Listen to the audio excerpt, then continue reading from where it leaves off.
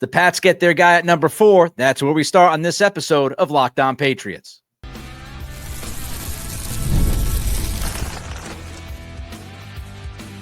You are Locked On Patriots, your daily New England Patriots podcast. Part of the Locked On Podcast Network, your team every day.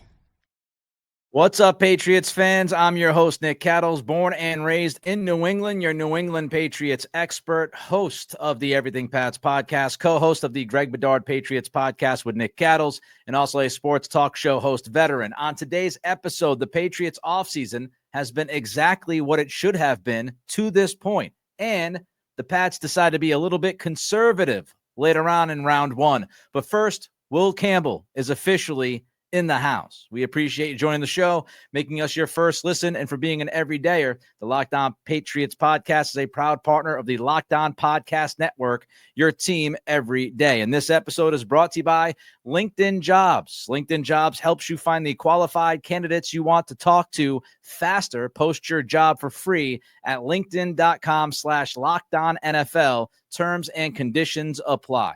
The Patriots got tired of leaving the left tackle position to chance. They just got tired of it. How many times have we walked into an offseason over the past several years wondering who the left tackle was going to be? Could we actually depend on that left tackle? The Trent Brown years, Vidarian Lowe last season, Isaiah Wynn when you go back to 2018, all these different types of left tackles and different names and personalities, and I would even say levels of play. The Patriots just have not been able to find that consistent answer, and they got tired of leaving that position to chance. They got tired of taking it for granted. They needed a left tackle. They did not overthink the process, and they drafted Will Campbell 4th overall. Not a surprise. For the last couple of months, Will Campbell has been linked to the Patriots. Well, now it's official. And if Will Campbell proves to be a left tackle, and let me say this, I know a lot of attention has been paid to the arm length of Will Campbell. I know there are a number of people who feel like Campbell is going to be a guard inevitably at the NFL level. What I can tell you is the majority of pundits, experts, analysts, they believe that Campbell is going to be a left tackle. Louis Riddick, Booger McFarland, Mel Kiper, Dane Brugler, Daniel Jeremiah, Field Yates. I can keep going on and on, giving you more names. There are many more analysts, pundits, draft experts who see Campbell's position as a left tackle in the NFL, then see his position as a guard in the NFL. If those pundits are right, and Will Campbell proves to be a left tackle in the NFL for the Pats, this pick is a home run. It's an absolute slam dunk. And I'm not saying that because he's going to be an all-pro. But if he can play left tackle for the next decade, this is a home run pick. Because to me, the biggest question about Campbell is the arm length. The biggest question about Campbell, and it's a significant question, is whether or not he can play tackle for the next decade. If he can do that, this guy is pretty clean. 21 years old, just turned 21 in January. His makeup is incredible. His character is unquestionable. He plays with effort. He plays with finish. 2 critical things to Mike Vrabel. His football IQ is outstanding. Reading quotes over the last couple of days where coaches and scouts and executives who talked to Campbell during the pre-draft process compare him to being a coach, a coordinator, somebody who knows the game of football inside and out, understands what he needs to do to be successful. He is a leader.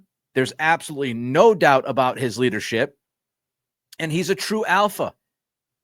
He was asked about his style of play, and he said nasty. He's a nasty offensive lineman who's got great makeup, produced in the SEC. If he can play left tackle, you got a good one.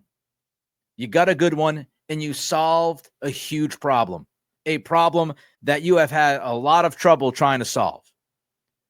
When you look at the draft, the first round, the NFL really told us that they thought there were two left tackle prospects that should be drafted up high. That's what the NFL told us. And those two left tackles were Campbell and Kelvin Banks. Campbell and Banks, they go in the top 10. It's clear that the league felt like those two guys were the two best tackles in this draft. I'm talking left tackle. I know you might be watching this or listening to this and saying, Nick, Armand Membu, he went to the Jets at number 7. I understand. But Membu's a right tackle. He's never played on the left side. Greg Bedard of Boston Sports Journal, my friend, wrote earlier today that most people in the NFL do not believe that Membu would be able to handle the transition from right to left. So I'm talking about left tackles. In this draft, the NFL told us the two guys that played in college on the left side that they felt most comfortable with was Campbell and Banks. Membu, right tackle. Josh Connolly from Oregon went 29th towards the end of the first round. Josh Simmons was the last pick in the first round by the Chiefs at 32. Obviously, those guys have questions. Connolly tends to play small. Simmons, his knee injury and surgery and some of the on-field character type stuff, Kansas City felt like they could take a swing. We know that Kansas City has not been bashful about taking swings on guys with some character questions on and off the field. They have a couple of tackles right now that they feel pretty good about, so they can take their time with Simmons. They don't have to rush him back to the field, so it's a completely different set of circumstances for the Chiefs with Simmons at 32 than if you're drafting him in the top 10. So the league told us there were two left tackles in this draft that were seen as the guys. Campbell, Banks, you had your first shot. You went with Campbell. The reality also, let's not overlook the reality of this situation, the circumstances, the hand that was dealt to the Patriots in this draft. We've talked about the lack of top-tier talent. We talked about how the player that's drafted at 9 or 10 could easily be the same player at 25, 32, whatever. But when you look at the Patriots, the top options, Travis Hunter, gone. Jacksonville makes a huge trade, jump up to 2, trade with Cleveland, draft Hunter. He's gone. Not an option. Abdul Carter, drafted by the Giants at 3. Giants were not moving out of that spot. So Carter gets drafted at 3. There goes your second best option. The two blue chip prospects, gone. We have talked about Ashton Genty in the past. I don't think that was an option because of the position value. The next best option was a trade down. That was your next best option. And apparently it wasn't an option. Andrew Callahan of the Boston Herald wrote that according to Mike Vrabel, the Patriots never received a single offer for the number 4 pick. Not a single offer was put on the table. And Vrabel said, quote, at this point, it was pretty quiet. I think we would have entertained anything that anybody offered us, but it was pretty quiet, unquote. Vrabel also suggested that most teams aiming to trade up in the draft were hoping to move into the top 3 picks for Hunter or Carter. So nobody called the Patriots and said, hey, what do you want for the 4th pick? Nobody wanted to be super aggressive to move up to 4 to draft Ashton Genty, for example. So no Hunter, no Carter, no trade down option. I think the Patriots made the best move that they could make. Now, you could argue they could have drafted Kelvin Banks. We'll see if Kelvin Banks ends up being a better pro than Campbell. Campbell's film was better than Banks's film. There are some questions about whether or not Banks is going to be a left tackle in the NFL. Same kinds of questions. He might have to move to right tackle or guard. So we'll see who ends up being the better player. But I have no issue. With the Patriots drafting Will Campbell at 4. I won't sit here and tell you that I love the pick at 4, but I also won't sit here and tell you that I hate the pick at 4. The Patriots could not leave this first round without a left tackle. They answered the question that needed to be answered with the guy that they believe in, the pundits believe in, a majority of those pundits believe in, and obviously the coaching staff believes in. So I've got no issue with Will Campbell getting picked 4th. All right, to this point, the Patriots have understood this offseason's mission That's coming up next as we continue with today's episode of Locked On Patriots, part of the Locked On Podcast Network, your team every day. As a small business owner, your work doesn't end when the clock hits 5. Your business is always on your mind, which means when it's time to hire, you need a partner that works just as hard as you do. That's where LinkedIn Jobs comes in. When you clock out, LinkedIn clocks in. LinkedIn makes it easy to post your job for free, share it with your network, and get qualified candidates all in one single place. Post your job. This is how it works. Post your job. LinkedIn's new feature can help you write job descriptions and then quickly get your job in front of the right people with deep candidate insights. And here's a pro tip. Add the hashtag hiring frame to your profile picture to double your reach to qualified candidates. No wonder 72% of small businesses say LinkedIn helps them find high quality hires. Post your job for free at linkedin.com/lockedonnfl. That's linkedin.com/lockedonnfl to post your job for free. LinkedIn.com, LOCKEDONNFL to post your job for free. Terms and conditions apply. The Patriots' number one offseason priority was what? It was helping Drake Maye. If you could help Drake Maye as much as possible, you succeeded this offseason. That was the number one offseason priority. Help your young franchise quarterback. You can't go messing around, putting him in a bad situation. If you ruin Drake Maye, nothing else matters. If you don't have a solidified franchise QB after picking him third in last year's draft, if you don't make the most of that and you end up ruining the young man on the field, it's a disaster. Because once that goes off the rails, now you're back playing the quarterback game, and you're stuck in that vicious cycle of never finding the right guy, maybe not even getting the opportunity to find that right guy. It is very difficult to find a good enough starting quarterback that will help you contend, not just compete, but contend year in and year out. And when you use a top 3 pick on a quarterback, and that top 3 quarterback shows the flashes that Maye showed last year, you have to do everything within your power to help that young quarterback develop. You've got to support that young quarterback. And I'll tell you, the Patriots this offseason, to this point, after the first round of the draft, the Patriots have understood the mission. They understood their mission. They understood the number one offseason priority. Let me count the ways. Number one, first step, coaching staff. What do you do if you've got a young quarterback, you want to take care of that quarterback, you're making a change at offensive coordinator? What do? You go out and you hire one of the best OCs in football in Josh McDaniels. That's not joking around. You go out, you hire McDaniels. McDaniels has done a lot of work around the country during his time off, going to evolve his offense, he tells us. But McDaniels, well respected across the league as one of the best offensive minds. So you go out, you get Josh McDaniels, somebody who's not a flight risk, somebody that can stay tied to the hip of Drake Maye for the next several years. You get that done. But you're not done, because you also go out, you get somebody like Thomas Brown, who was obviously overqualified for his job as tight ends coach. So you give him the passing game coordinator title. So you bring him in.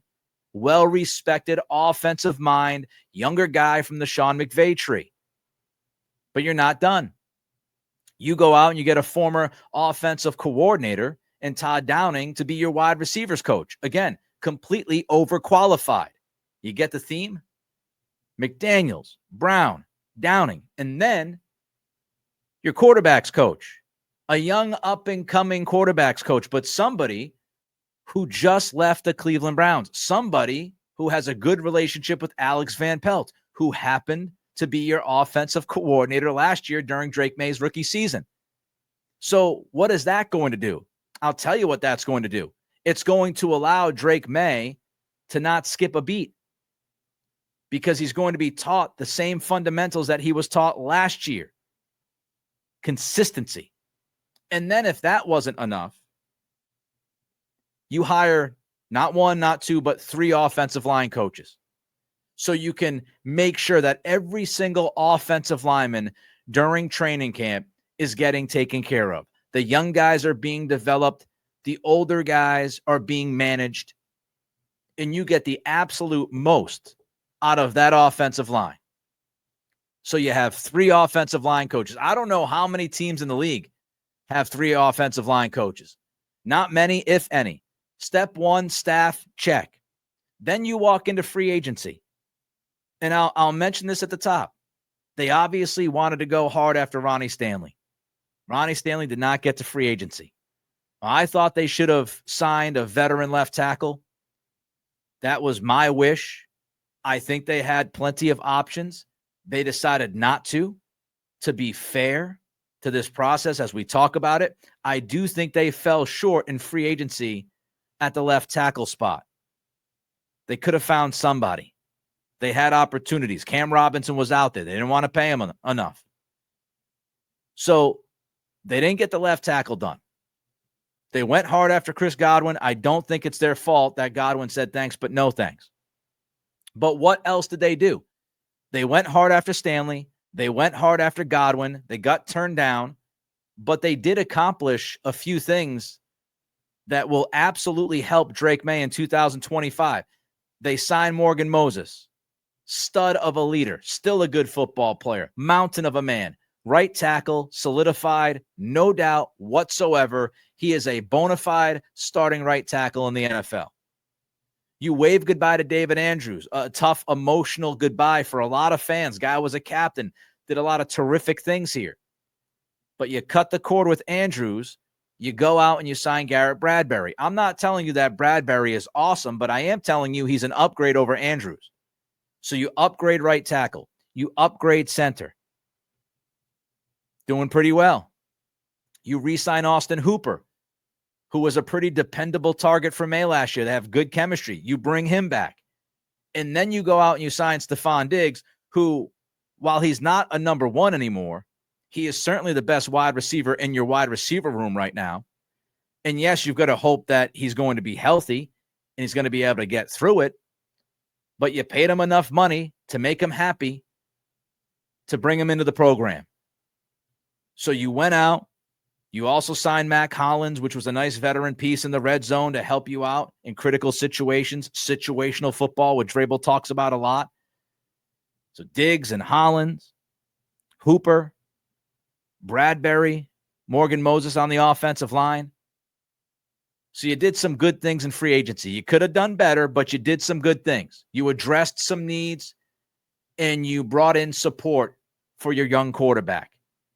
The third step is the draft. And you decided to invest your best pick, top 5 pick, number 4 overall. You invested that pick into a left tackle. Doing something that this team has not done in a long time. Investing that kind of draft capital in that position. You took care of the problem as soon as you could have. You didn't want to waste it. As I said at the beginning of this episode, you didn't want to leave it to chance. You took care of the hemorrhage on the left side of the offensive line. And now your offensive line is Will Campbell. Left guard is to be determined. We'll see if they draft another offensive lineman. I wouldn't be surprised if they draft 2 or 3 more offensive linemen. So we got TBD at left guard, Robinson, Strange, one of those 3 guys right now. Bradbury, Owenu, Morgan Moses. 4 of your 5 offensive line is set. Even if you have to kick Campbell into guard, which I don't think they will, not this year. Even if you have to do that, you still have 4 out of the 5 figured out. But Campbell's going to get that shot at left tackle as he should. So Campbell, to be determined, Bradbury, Owenu, Moses. Much better than last year, what you were walking in with. Much better. Even before all the injuries and craziness. Much better. No doubt. And now you go into day 2 with pick 38, pick 69, and pick 77. You can do some damage. Now you have those picks because you decided to not trade any of those picks to possibly move back up into the first round. And multiple trades were made in the latter stages of the first round. Patriots didn't get one done. We'll talk about that next as we continue with today's episode of Locked On Patriots, part of the Locked On Podcast Network, your team every day.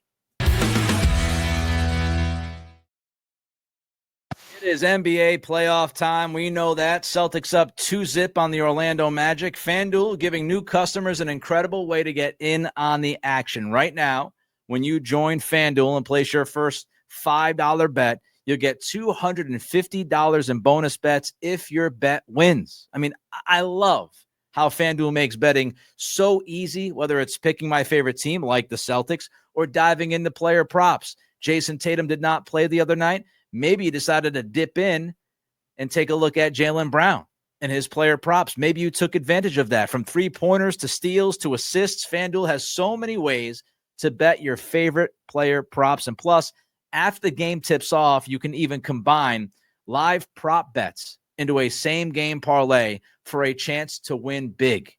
I absolutely love that. Combining the live prop bets, you create one big, nice same-game parlay, and you bring home the money. I've done it. You can do it too. Same-game parlays. Don't miss out. Head to FanDuel.com during this NBA playoff stretch and claim your $250 in bonus bets today. Again, it's FanDuel.com. Claim the $250 in bonus bets right now.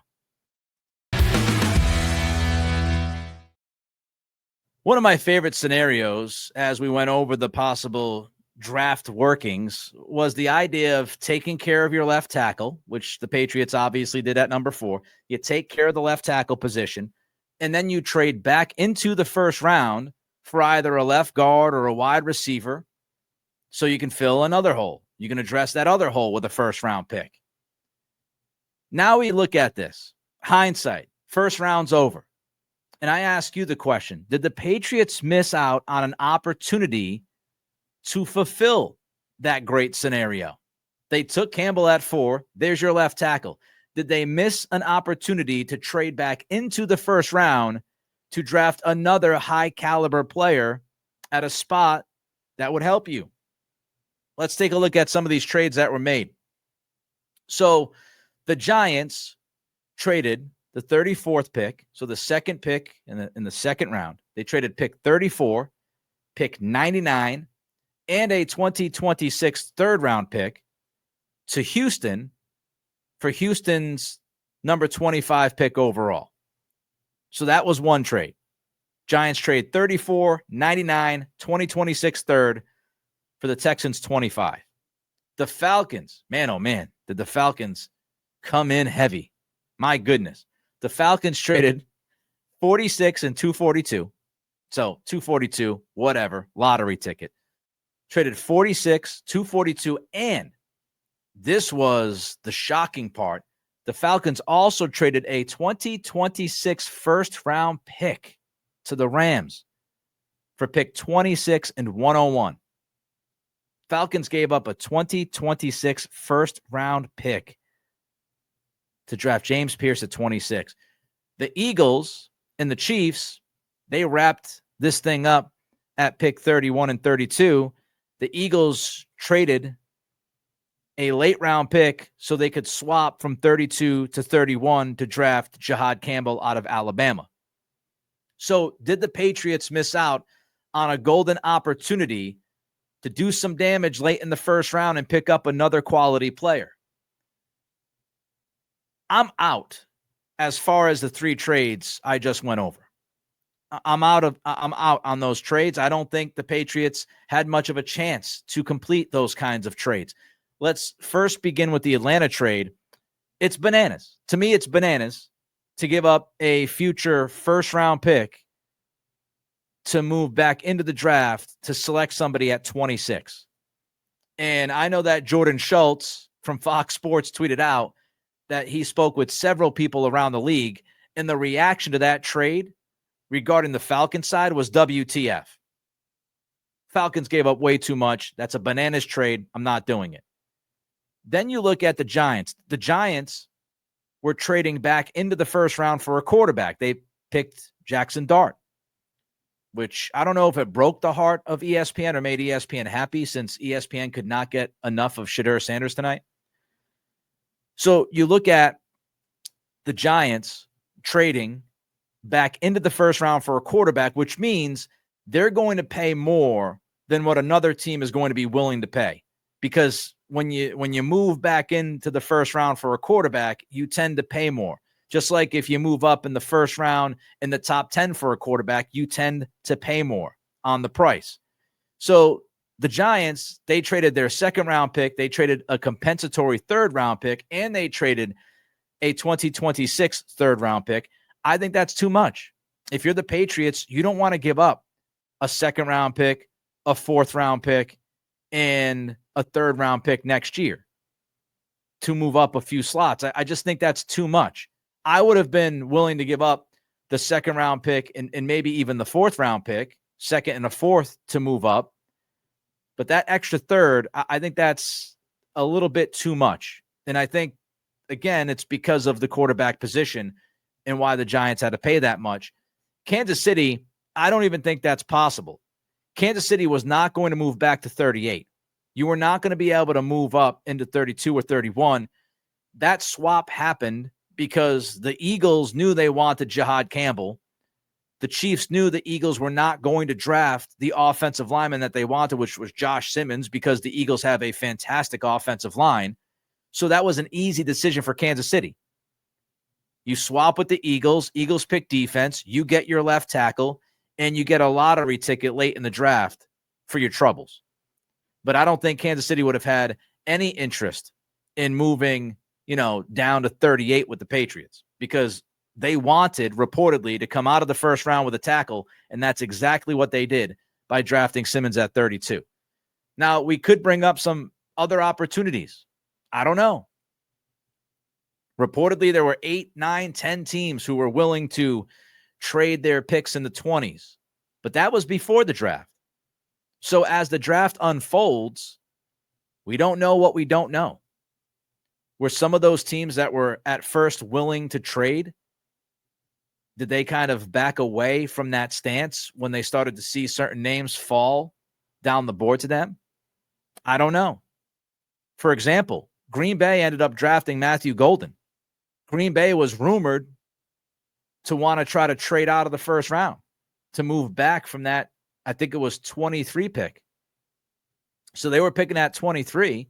And before the draft, the thought was Green Bay could deal that pick. But Matthew Golden falls to them. I don't know if they thought Matthew Golden was going to be there at 23. And when it started to become a reality, do they still want to trade that pick? Minnesota at 24 reportedly wanted to deal that pick.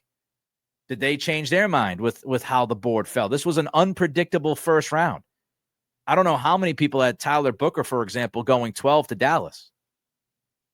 It's a lot of guys. I mean, you look at the guys that are left on the board. A lot of guys thought, they'd be first rounders. Will Johnson. I mean, I'm not going to go through all the names, but there's a number of dudes that thought they would be first round picks who are now looking in the second round. So how did the board fall for these teams? Did that change their thought process? You don't know what you don't know.